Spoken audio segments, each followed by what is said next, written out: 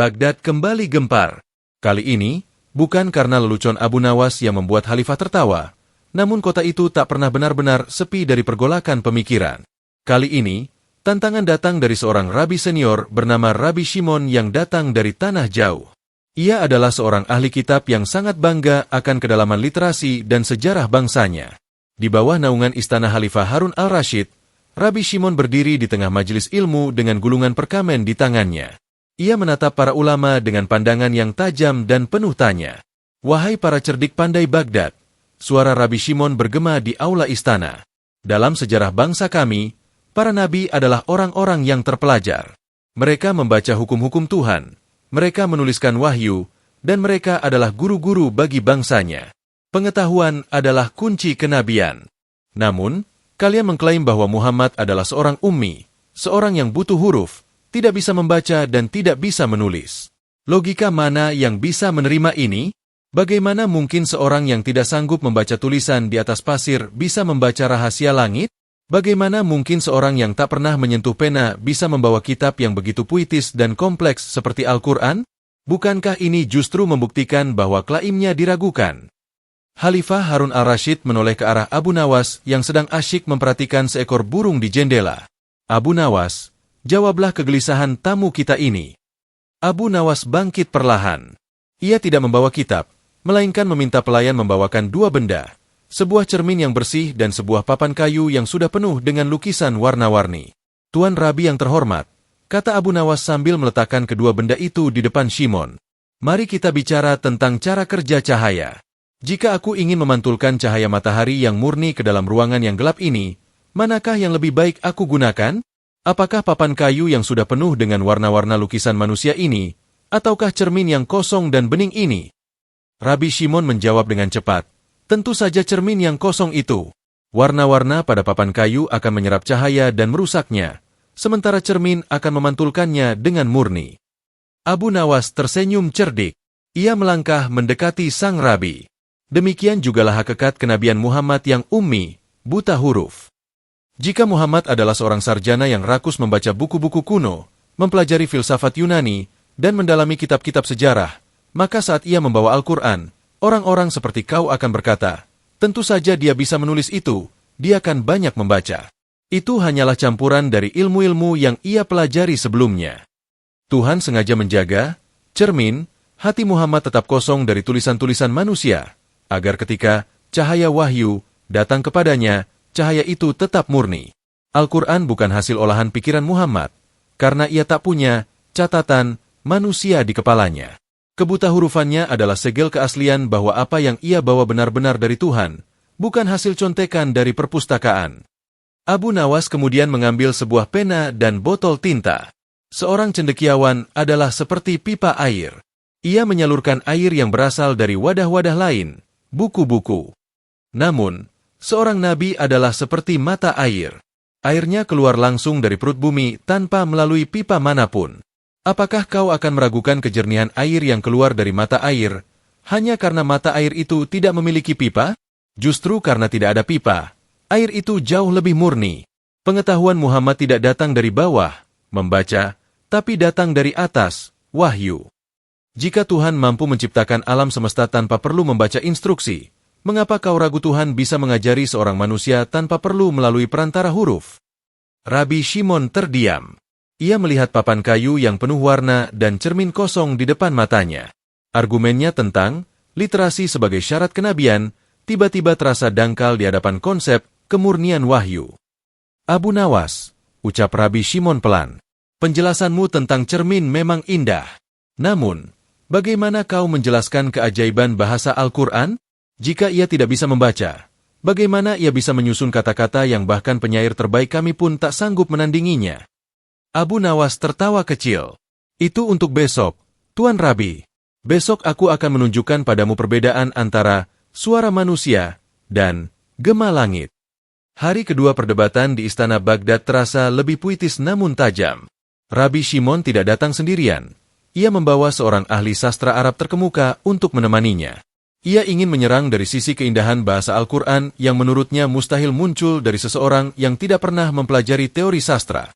Abu Nawas, Rabbi Shimon memulai dengan nada yang lebih teknis. Kemarin kau bicara tentang cermin yang kosong.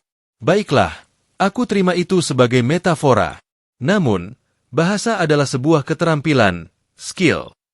Al-Quran yang dibawa Muhammad memiliki rima yang presisi, metafora yang dalam, dan struktur hukum yang sangat kompleks.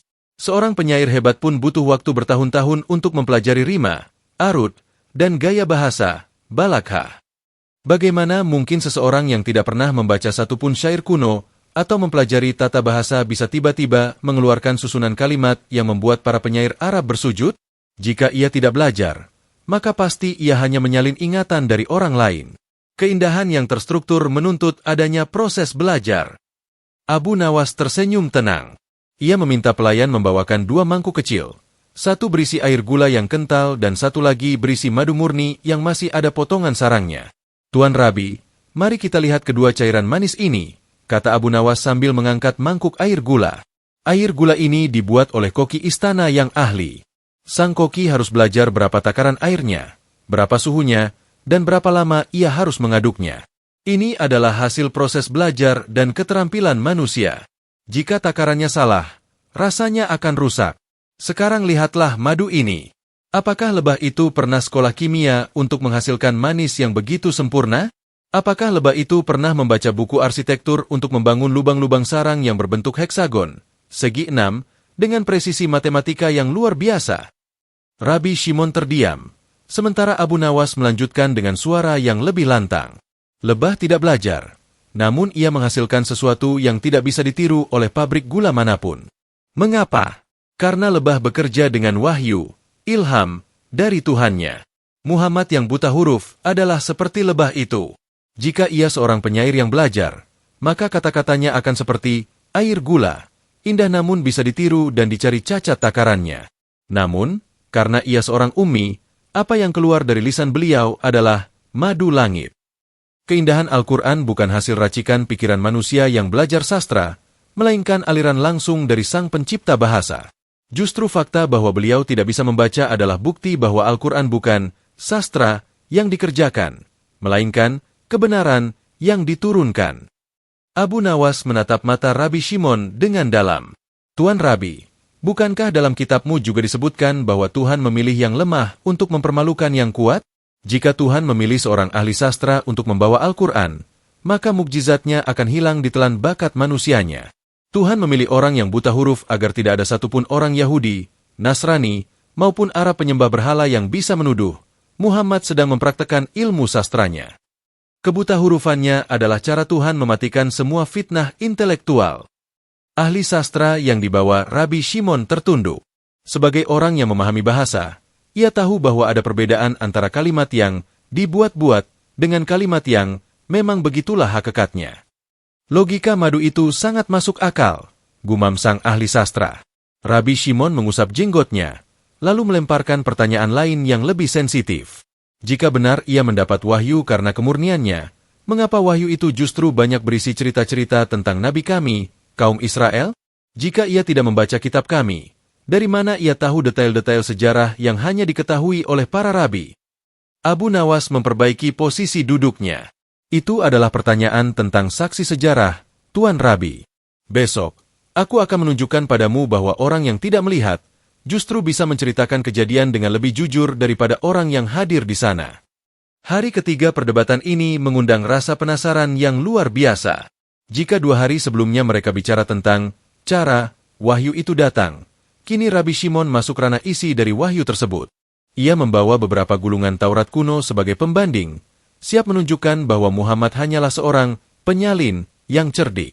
Abu Nawas, ucap Rabbi Shimon sambil membentangkan perkamennya. Mari kita bicara tentang isi. Muhammad menceritakan tentang Nabi Ibrahim, Nabi Musa, Nabi Yusuf, dan Gunung Sinai. Detailnya sangat mirip dengan apa yang ada di dalam kitab kami. Jika ia tidak bisa membaca, maka kemungkinannya hanya satu. Ia adalah pendengar yang sangat baik. Ia pasti sering duduk di pojok pasar, mendengarkan para pendeta dan rabi bercerita, lalu mengemasnya kembali dengan bahasanya sendiri. Bagaimana mungkin seseorang yang tak pernah melihat naskah aslinya bisa tahu kisah yang terjadi ribuan tahun lalu, kecuali ia mencuri, dengar dari mereka yang membacanya? Abu Nawas tidak membantah kemiripan kisah tersebut. Ia justru meminta izin kepada Khalifah Harun al-Rashid untuk memanggil seorang pelayan istana yang paling tua dan paling setia. "Tuan Rabi," kata Abu Nawas, "bayangkan ada sebuah ruangan rahasia di dalam istana ini yang hanya boleh dimasuki oleh baginda raja dan arsitek yang membangunnya. Di dalam ruangan itu, ada sebuah kotak emas yang isinya tidak pernah dituliskan di buku manapun." Abu Nawas kemudian menunjuk ke arah pelayan tua tadi. "Sekarang, bayangkan pelayan tua ini, yang seumur hidupnya hanya bekerja di dapur dan tidak pernah belajar membaca, tiba-tiba masuk ke aula ini. Ia lalu menceritakan dengan sangat detail warna kain di dalam kotak emas itu, jumlah permata di atasnya, bahkan goresan kecil di sudut kotak yang bahkan baginda raja sendiri tidak menyadarinya. Apakah kau akan menuduhnya mencuri dengar dari para penjaga yang bahkan tidak pernah masuk ke ruangan itu? Ataukah kau akan menyadari bahwa ia diberitahu langsung oleh sang arsitek yang membangun ruangan itu?" Abu Nawas melangkah mendekati gulungan Taurat milik Rabi Shimon. Jika Muhammad hanya mencuri dengar dari para rabi di pasar, maka ia hanya akan menceritakan apa yang kalian ceritakan. Tapi lihatlah, Al-Quran seringkali mengoreksi pemahaman kalian. Al-Quran menceritakan sisi-sisi kesucian para nabi yang seringkali ternoda dalam catatan-catatan kalian yang sudah berkali-kali ditulis ulang oleh tangan manusia. Ia menceritakan apa yang kalian sembunyikan, dan menjelaskan apa yang kalian perselisihkan. Orang yang mencuri dengar akan melakukan kesalahan yang sama dengan sumbernya.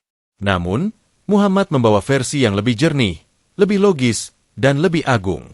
Ini membuktikan ia tidak mendapatkan informasi dari pembaca peta, para rabi, melainkan dari sang pemilik tanah, Allah, yang menyaksikan sejarah itu terjadi. Abu Nawas memberikan argumen penutup yang membuat Rabi Shimon tertegun. Seorang pasien bisa membaca buku kedokteran selama 10 tahun, tapi ia tidak akan pernah tahu apa yang terjadi di dalam jantungnya sendiri. Namun, seorang pembuat jam tahu setiap roda gigi di dalam jamnya tanpa perlu membaca manual. Muhammad tidak butuh membaca Taurat untuk tahu tentang Musa, karena yang memberi wahyu kepada Muhammad adalah Tuhan yang sama yang berbicara kepada Musa di Bukit Sinai.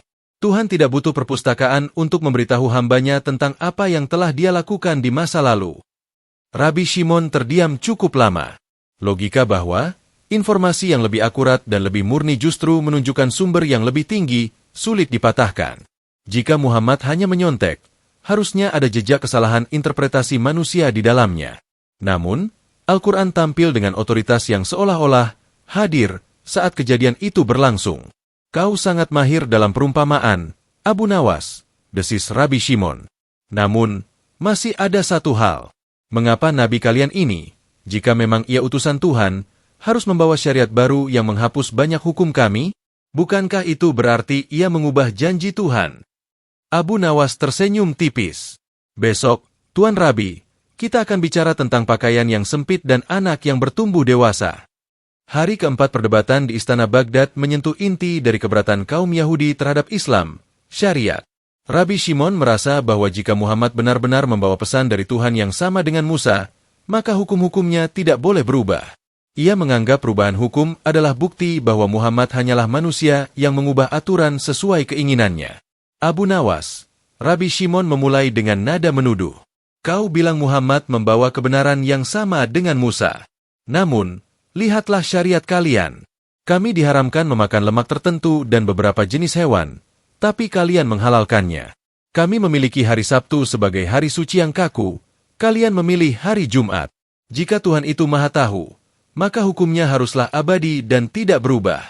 Jika Tuhan bilang A kepada Musa, mengapa dia bilang B kepada Muhammad? Apakah Tuhanmu berubah pikiran? Ataukah Muhammad sengaja mempermudah aturan agar orang-orang Arab yang liar itu mau mengikutinya? Perubahan hukum ini adalah bukti bahwa syariat kalian hanyalah buatan manusia." Abu Nawas tidak menunjukkan wajah tegang. Ia justru meminta salah seorang pengawal untuk membawa seorang anak kecil ke tengah ruangan. Lalu ia mengeluarkan sebuah baju bayi yang sangat kecil dan sempit. "Tuan Rabi," kata Abu Nawas sambil memegang baju bayi itu. "Baju ini dijahit oleh seorang ibu yang sangat mencintai anaknya. Bahannya terbaik, potongannya sempurna. Sekarang, aku minta kau pakaikan baju bayi ini kepada pengawal bertubuh besar di sampingmu itu." Rabi Shimon mengerutkan kening. "Itu tidak mungkin, Abu Nawas. Baju itu akan robek, dan pengawal itu tidak akan bisa bernapas. Baju itu hanya untuk bayi. Tepat sekali, seru Abu Nawas. Apakah sang ibu berubah pikiran atau berkhianat ketika ia membelikan baju yang lebih besar saat anaknya tumbuh dewasa? Tidak. Sang ibu justru bijaksana karena ia tahu bahwa kebutuhan sang anak berubah seiring pertumbuhannya. Syariat Musa diturunkan untuk kaum Israel pada masa itu dengan kondisi hati dan tantangan zaman tertentu.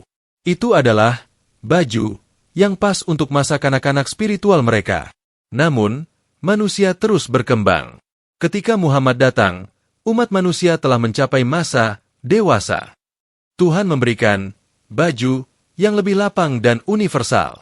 Tuhan tidak berubah pikiran, melainkan Tuhan sedang memperlakukan manusia sesuai dengan tingkat kedewasaannya. Abu Nawas kemudian mengambil sebuah wadah obat yang dibawa dari tabib istana. Bayangkan seorang dokter yang sangat ahli. Di pagi hari, ia memberikan obat yang pahit dan keras kepada pasiennya yang sedang demam tinggi. Namun di sore hari, setelah demamnya turun, sang dokter memberikan madu dan makanan bergizi. Apakah kau akan memaki dokter itu dan berkata, "Kau tidak konsisten. Tadi kau beri obat pahit, sekarang kau beri madu"? Tentu tidak. Sang dokter memberikan apa yang dibutuhkan pasien pada detik tersebut. Hukum sabat atau larangan makanan tertentu dalam Taurat adalah obat pahit untuk mendidik kedisiplinan bangsa kalian yang saat itu sangat keras kepala. Namun Islam datang sebagai madu dan rahmat bagi seluruh alam. Muhammad yang buta huruf tidak mengubah hukum karena keinginannya, tapi karena sang dokter agung, Allah, tahu bahwa dunia ini sudah siap untuk aturan yang lebih luas dan sempurna. Abu Nawas melangkah mendekati meja Rabi Shimon. Suaranya merendah namun tajam.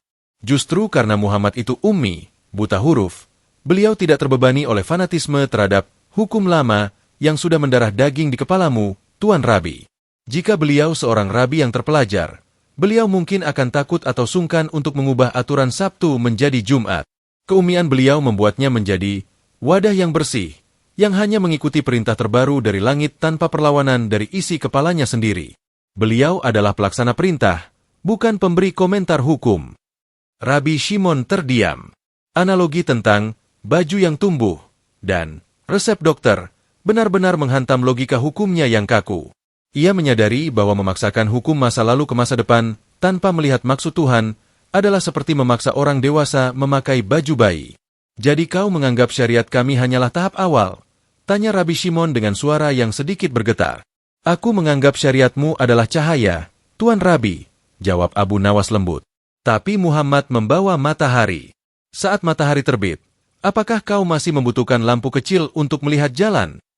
Hari kelima. Inilah puncak dari segala perdebatan. Ketegangan di istana Baghdad mencapai titik didihnya. Rabi Shimon berdiri bukan lagi dengan keraguan intelektual, melainkan dengan gugatan moral yang ia anggap sebagai benteng terakhir untuk menolak kenabian Muhammad. "Abu Nawas," suara Rabi Shimon bergetar, penuh dengan beban sejarah. "Kau bicara tentang kemurnian, tentang madu, dan tentang kedewasaan hukum. Namun, ada satu hal yang mengganjal di nuraniku. Kami mengenal Nabi sebagai pembawa damai, sebagai orang suci yang menjauh dari hiruk-pikuk dunia. Namun, Muhammad mengangkat pedang. Ia memimpin pasukan, ia berperang, dan ia menumpahkan darah. Jika ia seorang ummi yang murni hatinya, mengapa ia tidak membalas kejahatan dengan doa saja? Mengapa ia harus menjadi panglima perang?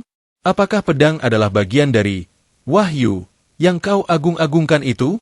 Bagiku, seorang nabi yang memegang senjata lebih mirip seorang raja yang ambisius daripada utusan Tuhan yang penyayang." Abu Nawas menarik napas panjang. Matanya menatap tajam namun penuh empati. Ia meminta seorang pelayan membawa sekeranjang bunga mawar yang indah, namun di sela-selanya terselip rumput liar yang berduri tajam. "Tuan Rabi," kata Abu Nawas sambil memegang sekuntum mawar, "bayangkan kau memiliki seorang tukang kebun yang sangat mencintai keindahannya. Ia menanam mawar dengan penuh kasih sayang. Namun, tiba-tiba datanglah hama dan rumput berduri yang mulai melilit mawar-mawar itu, menghisap sarinya, dan berniat mematikannya. Apa yang kau ingin tukang kebun itu lakukan? Apakah kau ingin ia hanya duduk diam di pojok taman, bersila, dan berdoa agar rumput liar itu pergi dengan sendirinya? Ataukah kau ingin ia mengambil parang, membabat rumput liar itu, dan membuangnya demi menyelamatkan mawar-mawar yang suci?" Rabi Shimon terdiam, dan Abu Nawas melanjutkan dengan suara yang menggetarkan aula. Pedang di tangan Muhammad bukan untuk menghancurkan mawar, tapi untuk menjaga taman. Seorang nabi yang sempurna bukan hanya yang pandai bicara tentang cinta di atas mimbar, tapi yang berani turun ke medan laga ketika keadilan diperkosa. Jika Muhammad hanya diam saat umatnya disiksa dan kebenaran hendak dikubur, maka ia bukanlah nabi yang lengkap. Agama yang sempurna harus memiliki dua sisi, embun untuk menyirami hati yang haus, dan pedang untuk memotong tangan kezaliman. Tanpa embun, agama akan kering. Tanpa pedang, agama akan hancur diinjak-injak oleh para tiran. Abu Nawas melangkah maju, memberikan jawaban yang mengaitkan segala teka-teki sejak hari pertama. Dan tahukah kau mengapa Tuhan memilih seorang ummi untuk melakukan itu semua? Jika ia seorang raja yang terpelajar, ia akan berperang demi kekuasaan dan wilayah. Jika ia seorang filsuf, ia akan berperang demi ideologi manusia. Namun, karena ia seorang ummi, ia hanya mengangkat pedang saat langit memerintahkannya, dan menurunkannya seketika saat langit berkata, cukup. Lihatlah saat beliau menaklukkan kota Mekah. Sebagai pemenang, beliau bisa saja membantai semua musuhnya. Namun, beliau justru memaafkan mereka semua. Itu bukan perilaku seorang penakluk, Tuan Rabi. Itu adalah perilaku seorang tabib yang telah selesai membedah penyakit dan kini sedang membalut luka pasiennya. Rabi Shimon tertegun. Ia melihat ke bawah, ke arah gulungan Tauratnya, lalu menatap Abu Nawas. Seluruh keberatannya, tentang buta huruf, tentang bahasa, tentang sejarah, tentang hukum, dan tentang pedang, telah dijawab dengan logika yang tidak menyerang, melainkan merangkul. Ia menyadari bahwa Muhammad yang ummi bukanlah sebuah kelemahan, melainkan ruang kosong yang sengaja diciptakan Tuhan agar kebenarannya bisa bernaung tanpa distorsi sedikitpun. Abu Nawas, ucap Rabi Shimon dengan suara rendah dan penuh hormat, kau telah menunjukkan padaku bahwa terkadang, untuk melihat cahaya yang paling terang, kita harus memejamkan mata dari tulisan-tulisan manusia dan mulai mendengarkan degup jantung kebenaran itu sendiri. Rabi Shimon kemudian menutup perkamennya, membungkuk kepada Khalifah, dan bersalaman dengan Abu Nawas. Perdebatan itu berakhir bukan dengan siapa yang menang atau kalah, melainkan dengan pemahaman bahwa langit memiliki caranya sendiri untuk mendidik manusia. Meskipun kesepakatan telah tercapai di hari kelima, Rabi Shimon masih menyimpan satu ganjalan besar di hatinya. Keesokan harinya, ia kembali ke majelis. Kali ini ia tidak datang dengan kemarahan, melainkan dengan kegelisahan intelektual yang mendalam. Abu Nawas, Rabi Shimon memulai dengan nada tenang namun menyelidik. Kemarin kau berkata bahwa manusia terus tumbuh dewasa, dan syariat Muhammad adalah baju bagi manusia yang sudah matang. Namun, bukankah waktu terus berjalan? Manusia 1000 tahun lagi mungkin akan lebih cerdas daripada kita sekarang. Jika Muhammad adalah seorang ummi yang membawa pesan untuk masa itu, mengapa pintu langit harus ditutup? Mengapa kalian mengklaim tidak akan ada lagi nabi setelahnya? Jika manusia terus tumbuh, bukankah logis jika suatu saat nanti Tuhan akan mengirimkan baju yang lebih baru lagi? Mengapa kalian mengunci Tuhan dalam satu kurun waktu dan satu sosok manusia dari padang pasir? Abu Nawas tidak langsung menjawab. Ia justru meminta para pekerja istana membawa tumpukan batu bata dan mulai menyusunnya di lantai aula. Ia membangun sebuah replika bangunan kecil, namun ia dengan sengaja menyisakan satu lubang kecil di sudut bangunan tersebut. Tuan Rabi, kata Abu Nawas sambil menunjuk bangunan yang hampir jadi itu. Para nabi terdahulu, mulai dari Adam, Nuh, Ibrahim, hingga Musa, adalah para pembangun. Ada yang meletakkan fondasi, ada yang membangun dinding, dan ada yang memasang pintu. Semuanya penting, dan semuanya saling menyambung. Sekarang lihatlah bangunan ini. Ia sudah memiliki fondasi yang kuat, dinding yang kokoh, dan atap yang megah. Namun, ia masih memiliki satu lubang kecil di sudutnya yang membuatnya tampak tidak sempurna. Siapapun yang melihatnya akan berkata, indah, tapi sayang ada satu batu yang kurang. Abu Nawas kemudian mengeluarkan sebuah batu terakhir yang bentuknya sangat pas untuk mengisi lubang tersebut. Ia meletakkannya perlahan, dan seketika bangunan itu menjadi utuh dan sempurna. Muhammad adalah batu terakhir itu, Tuan Rabi. Kenabian bukanlah tentang mengikuti mode pakaian yang harus berganti setiap musim. Kenabian adalah tentang penyampaian kebenaran. Jika pondasinya adalah tauhid, keesaan Tuhan, maka ketika bangunan itu sudah selesai dan atapnya sudah menutup, apakah kau masih butuh orang lain untuk menambah batu di atas atap? Jika kau menambahnya, bangunan itu justru akan hancur karena beban yang berlebih. Muhammad disebut segel, bukan karena Tuhan berhenti mencintai manusia, tapi karena pesannya sudah mencapai puncak kesempurnaan. Tidak ada lagi yang perlu ditambah, dan tidak ada lagi yang perlu dikurangi. Rabbi Shimon mengernyitkan dahi. Tapi mengapa sosok yang tidak bisa membaca itu yang menjadi penutupnya? Abu Nawas tersenyum, lalu mengangkat batu penutup tadi. Karena jika penutupnya adalah seorang filsuf besar, orang akan mengira bangunan ini selesai karena akal manusia. Jika penutupnya adalah seorang raja, orang akan mengira ini selesai karena kekuatan politik. Namun, Tuhan memilih seorang ummi agar seluruh dunia tahu bahwa bangunan ini selesai bukan karena kecerdasan sang pembawa pesan, melainkan karena sang arsitek langit memang sudah menghendaki pembangunan ini usai. Ia adalah penutup yang paling murni, yang tidak membawa arsitektur sendiri, melainkan hanya menggenapi apa yang telah dimulai oleh saudara-saudaranya, para nabi terdahulu. Rabbi Shimon menatap replika bangunan itu. Ia menyadari bahwa jika suatu pesan sudah mencapai tingkat kebenaran mutlak, maka waktu tidak akan bisa membuatnya usang. Kebenaran bahwa Tuhan itu satu, tidak butuh diperbarui, hanya butuh dijaga. Jadi, bisik Rabbi Shimon, kalian menganggap dia adalah titik terakhir dari garis sejarah. Dia adalah titik yang mengubah garis menjadi sebuah lingkaran yang sempurna, Tuan Rabi, jawab Abu Nawas. Lingkaran tidak butuh awal atau akhir baru, ia sudah mencakup segalanya. Hari ke-7. Alun-alun Baghdad dipadati oleh orang-orang yang ingin menyaksikan akhir dari drama intelektual yang telah berlangsung selama seminggu penuh. Rabbi Shimon berdiri dengan tangan terlipat, wajahnya menunjukkan percampuran antara kekaguman dan keraguan yang masih tersisa. Ia ingin menarik Abu Nawas ke realitas pahit yang terlihat di depan mata. Abu Nawas, Rabbi Shimon memulai, suaranya terdengar lebih berat dari hari-hari sebelumnya. Kau telah menjelaskan dengan indah bahwa Muhammad adalah batu penutup. Kau bilang pesannya sudah sempurna. Namun, lihatlah kenyataannya.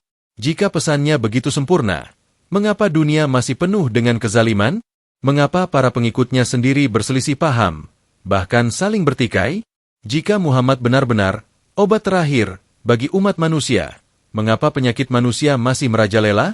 Bukankah keberhasilan seorang nabi diukur dari kedamaian yang ia tinggalkan?